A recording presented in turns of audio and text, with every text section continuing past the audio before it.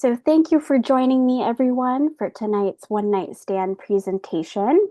This is a series of presentations that we do at the Cedar Rapids Museum of Art, where we focus on one work of art and one artist for one night.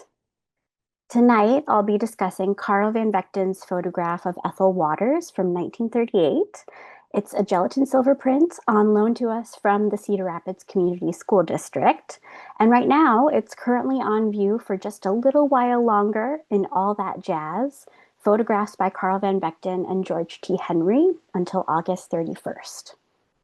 I chose this photo from the exhibition not only because of Ethel Waters and her significance in music history and how interesting she is as a person, but also because of the close relationship between Van Vechten and Waters. They seem to have been quite good friends, and he photographed her many times. Of the photos on loan to us, this is one of my favorites. I love her expression here, the smile, the raised eyebrow, her fashion, the brooch that she has, the backdrop behind her. All of it comes together to create this really poignant image that sticks in your mind. And I think this photo also shows that familiarity between the photographer and his subject as well. But we'll return to Ethel Waters. But before we do, I wanted to start with Carl Van Vechten and talking a little bit more about him. So he was the third and last child of Charles and Ada Van Vechten. And so he was raised in quite a bit of comfort and wealth in an imposing three-story Victorian house here in Cedar Rapids. His father was a grad of Columbia Law School, a successful insurance broker, and a banker, and his mother was an early proponent of women's rights and an advocate of the arts.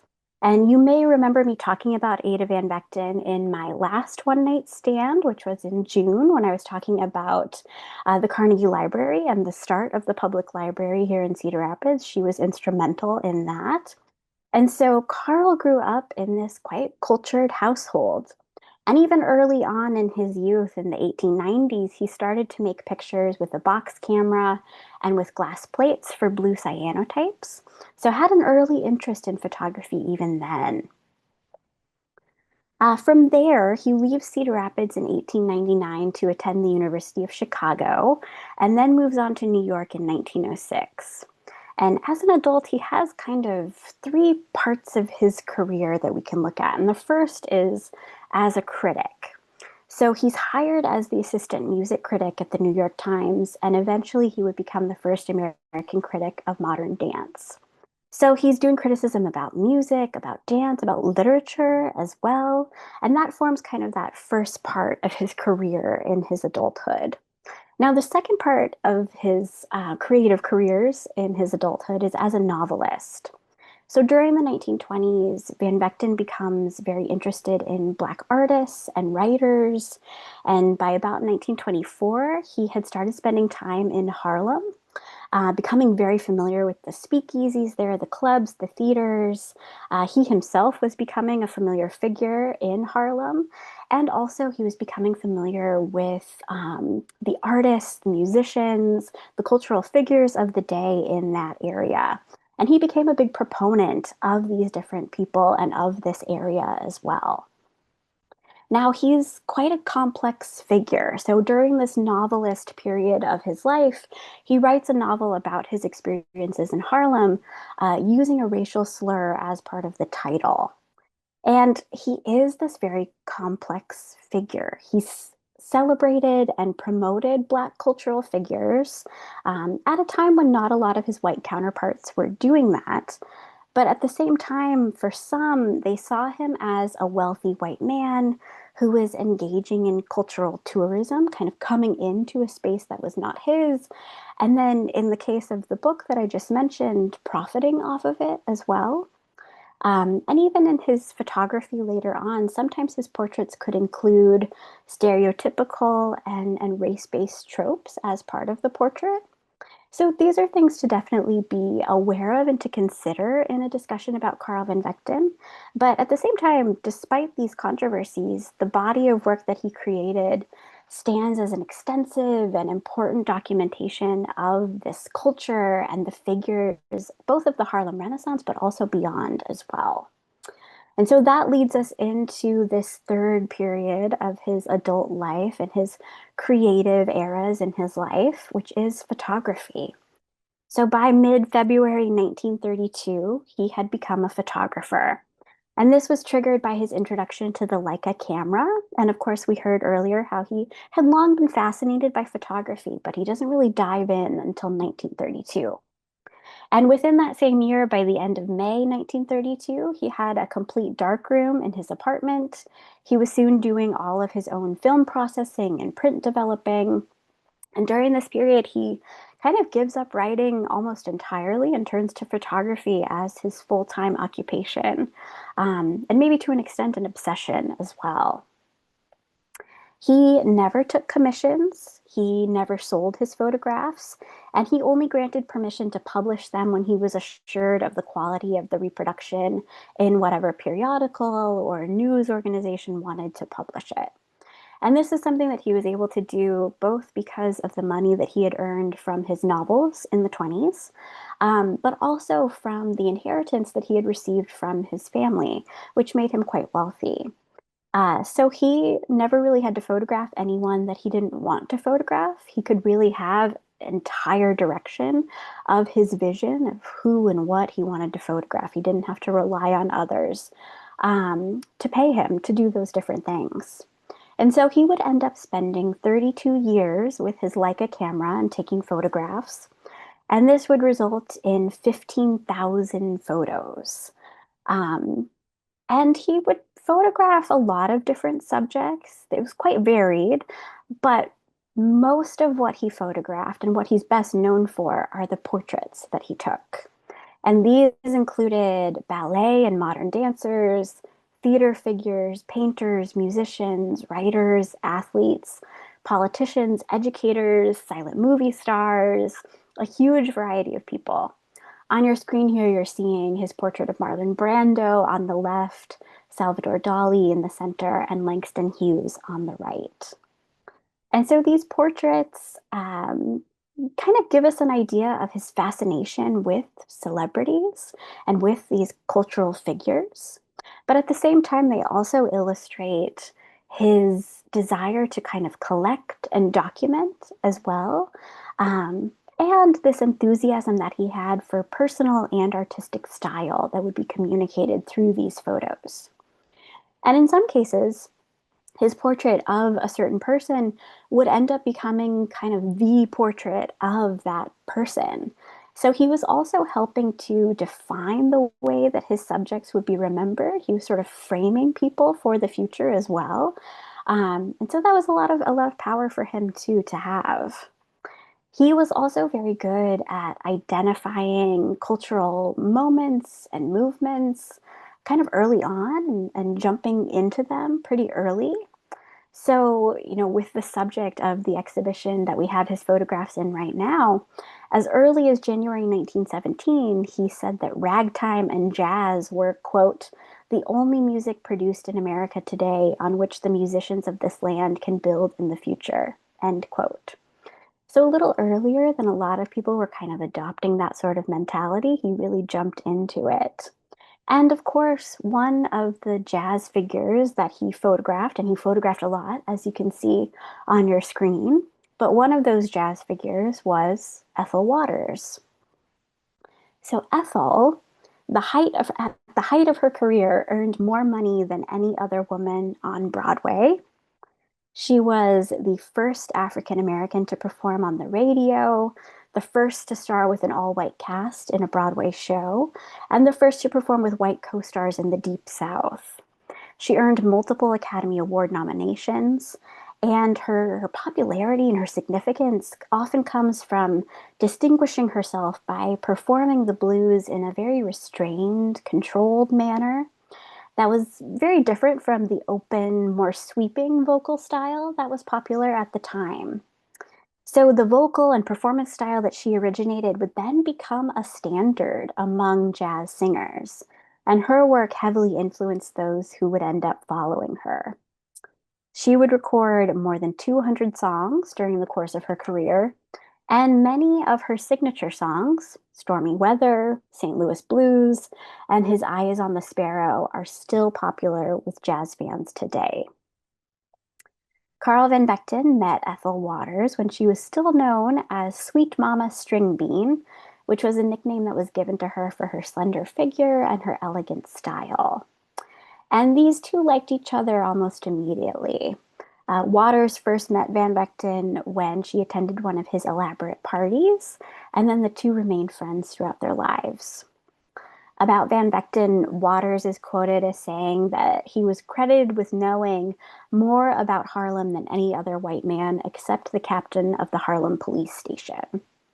And in turn, Van Vechten also championed her talent, really promoted it to a wider audience, even taking out an ad in the New York Times and having other prominent white cultural figures kind of sign on to that ad as well.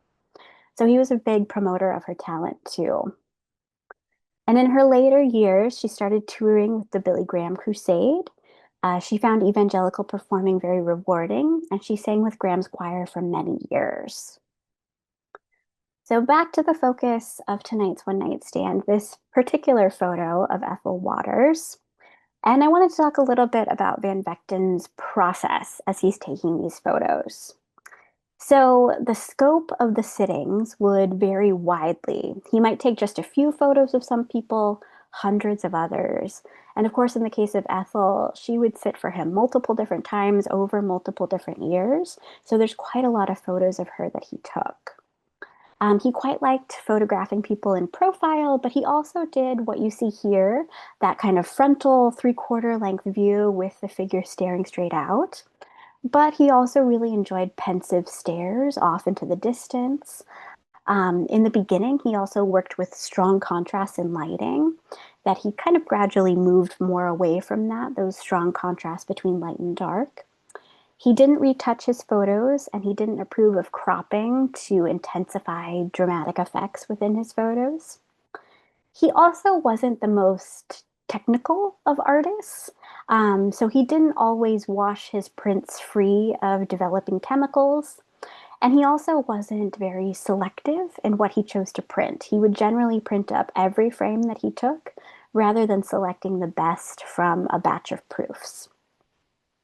Now, the way that Van Vechten would appear during these sessions, according to those who were there, he would often still be wearing silk pajamas under an elaborate dressing gown, or he might be wearing a lively striped silk shirt that clashed with multicolored neckties, beltless trousers held in place by pink suspenders that might have been decorated with naked ladies or flowers in red and purple.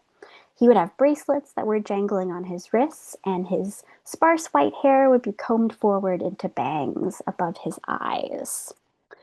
Potentially, somewhat of what we're seeing here in this photo may have been some of that description that we were hearing there as well. And of course, his photography would have been impacted by the commercial photography of the day that would have made its way into his work as well. He was certainly aware of it too. But due somewhat to his simpler working method, Van Vechten's photographs are in general a little less complex in their visual effect than those that were done by these much larger studios of the day. But at the same time, he also had a great understanding of his camera, of his tools, of the Leica camera, and its own kind of inherent aesthetic. And so in his photography, he was able to combine the control and that artificiality of the studio environment to create something that is a little bit more spontaneous, a little more like a snapshot or sort of a journalistic document than some of the other more kind of staid studio settings. He kept an extensive collection of props, including clothing, furniture, backdrops. All of this was kept on hand to ensure that each sitter could be treated in a suitably unique and expressive manner. So there on the left, in another photo of Ethel holding a couple of props there. Now on the right, she's wearing a costume with a headscarf, and this is actually her costume from Mamba's Daughters. And this was a performance that Van Vechten particularly praised in 1939. He said it was, quote, a magnificent example of great acting. So here he's capturing her in that costume that she wore for that performance. During these sessions, as his subjects would get into their pose, Van Vechten would prepare his tripod with the Leica mounted on top. He might have an assistant working with him who would be working on the placement of the lights. And then he would start making exposures, one after another, with many pauses for changes in pose, costume, lighting, and backdrops as well. And those backdrops, which are quite striking as you're looking at the photographs, are something that were kind of important to him. He often employed these quite lively backgrounds that he used, and they were very carefully considered. They may have been inspired by other artists.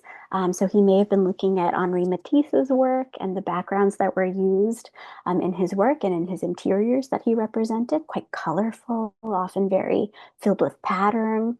And so they became an important element of Van Vechten's style as well.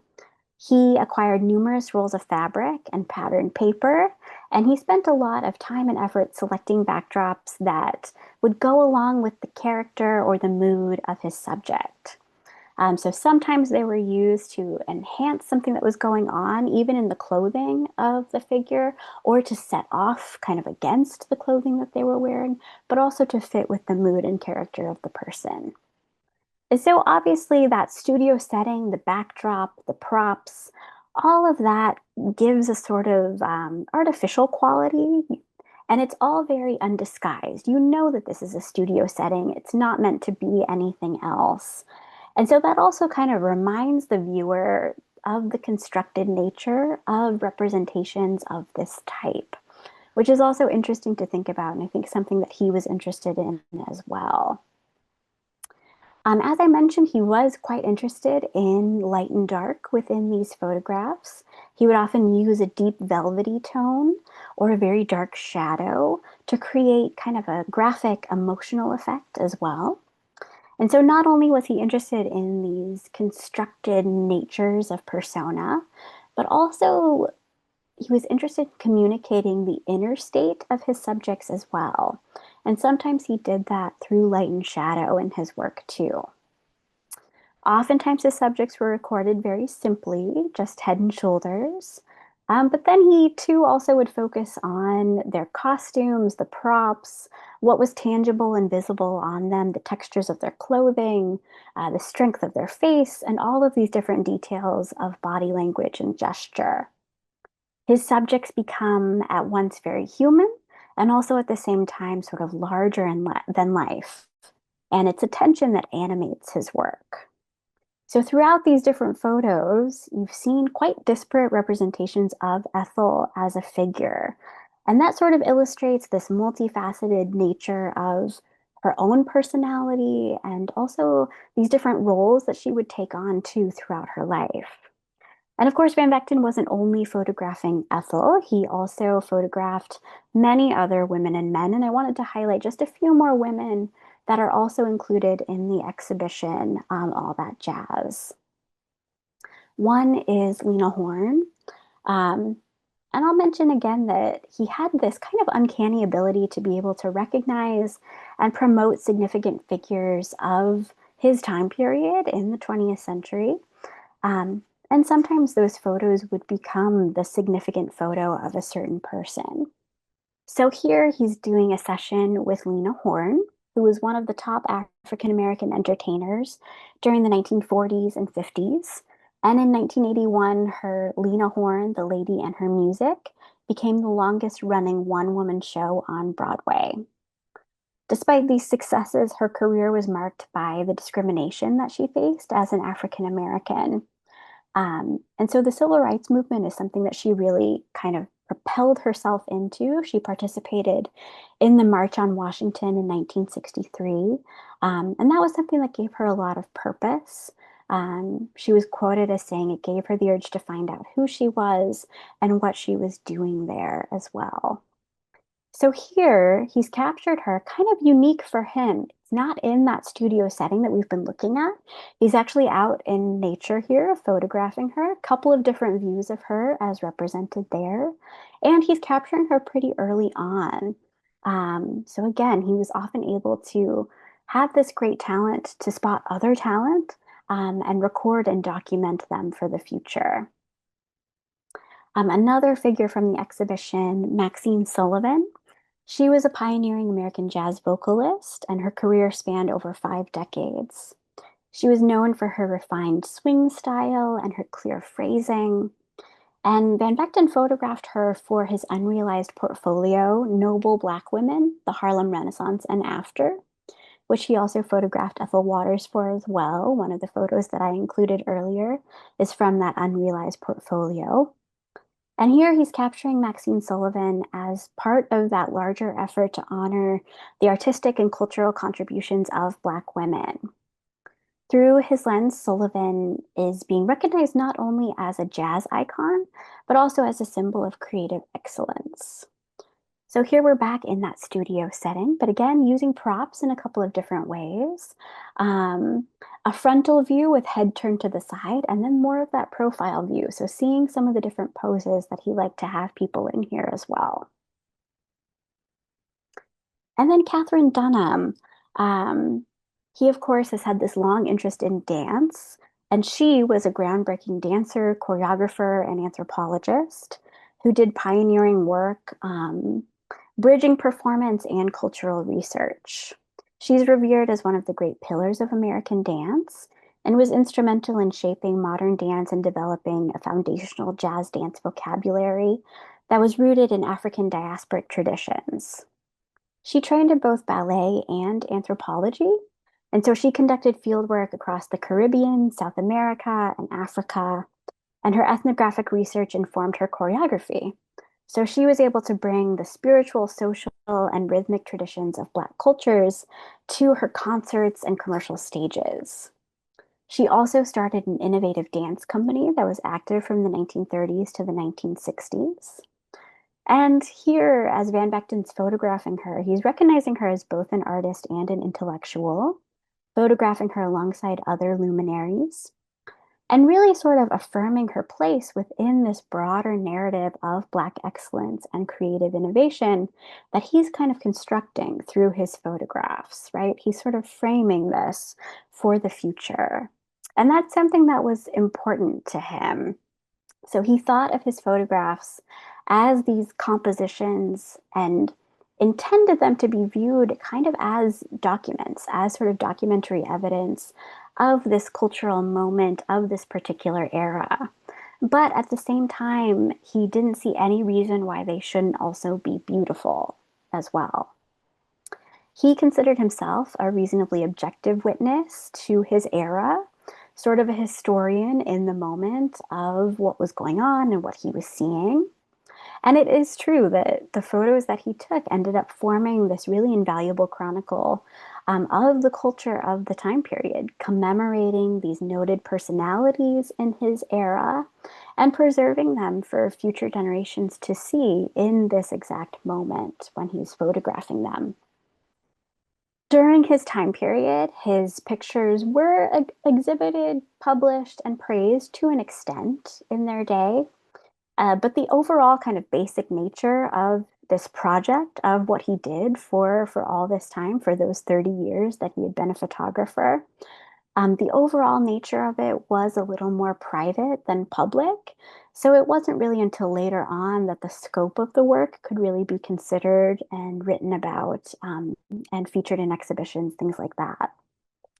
But throughout, we see this really interesting examination of two levels of representation that seem to hold his interest, both that glamorous public persona and the hidden depths of his sitters' personalities. And he seems to have always been interested in bringing both of those out at any given moment in any of these photographs.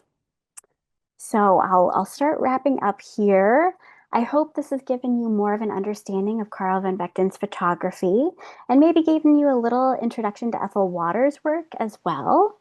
I do encourage you to check out more of Van Vechten's work. He captured an incredibly diverse array of people, and it can be fascinating to see some of the big names that would become even more famous as time went on, but seeing them at much earlier points in their career or at different points throughout their career as well. And at the very end, I did want to include the link here with a QR code that you can scan to take you right to it, or the link is also spelled out for you at the bottom. But this is for our playlist on YouTube that goes along with the exhibition. This was compiled by Dennis Green, the general manager of KCCK, who we partnered with on this exhibition to celebrate KCCK's 50th anniversary. And the first included video on that playlist is actually Ethel Waters singing Stormy Weather. So if you're interested, you might want to check that out and also see if there are other performances of hers that you can find and enjoy more of her performance. So I will stop there. Are there any questions for me? I can go back to the main screen and allow you to unmute if you have any. Any questions for me before we wrap up?